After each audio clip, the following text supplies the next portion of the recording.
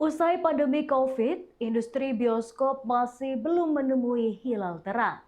Pemasukan dari pengunjung bioskop masih jauh dari sebelum masa pandemi. Perusahaan distribusi film independen di Amerika mengaku pendapatan mereka masih belum dapat naik kembali seiring belum naiknya jumlah pengunjung bioskop. Industri film merupakan salah satu motor ekonomi di Amerika, termasuk jaringan bioskop di dalamnya. Setahun sejak dicabutnya status darurat pandemi COVID, industri perfilman dan bioskop belum sepenuhnya pulih. Ini juga diakui Bleecker Street, sebuah perusahaan distributor film independen. As everyone is coming out of COVID, I think there is a lot of optimism that especially the international market will post some very meaningful sales this year. I think the biggest open question is to whether or not the U.S. Will match its foreign counterparts.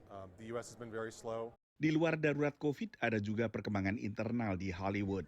I have to say the market this year, in terms of the films that are on offer, and specifically films that aren't made yet, that have been packaged and are being sold to pre-sold to distributors, the list is better and of a higher level than I think I've ever seen. It's really incredible, and I think it has to do with the fact that. So many projects were held back or delayed because of the strikes in the U.S. And now they're all sort of coming to market. Tahun 2023 ditandai dua mogok massal pekerja perfilman, antara lain merespons ancaman teknologi kecerdasan buatan atau AI. Mogok aktor berlangsung Juli hingga November, sementara mogok penulis naskah berlangsung lebih lama lagi, yaitu Mei hingga September. Selama 2023, pemasukan box office untuk pasar Amerika Serikat dan Kanada mencapai kisaran 9 miliar dolar totalnya. Ini adalah angka tertinggi sejak pandemi, tapi tak seberapa dibandingkan tahun-tahun sebelumnya. Pada 2018, pemasukan box office bahkan mendekati 12 miliar dolar. Akankah pemasukan bisa kembali ke angka pra-pandemi? Tergantung beragam faktor. What will it take for the box office to get back to pre-pandemic levels? One is, unfortunately, I do not think we're going to be having another $11 billion year, to quote the Ann Thompson book. That's not to say that it's not going to be an extremely viable business. One is going to be limited by the fact that many theaters closed during and after the pandemic. And two is, in order to reach those levels, you really need those stratospheric level box office hits.